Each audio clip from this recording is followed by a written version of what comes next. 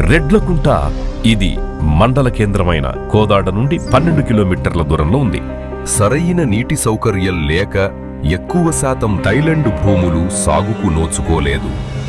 అసాధ్యమని అనిపించే ఈ కలను సాకారం చేయాలని దృఢంగా నిర్ణయించుకున్నారు మంత్రి శ్రీ ఉత్తమ్ కుమార్ రెడ్డి గారు. అదే Redlakunta major lift irrigation project.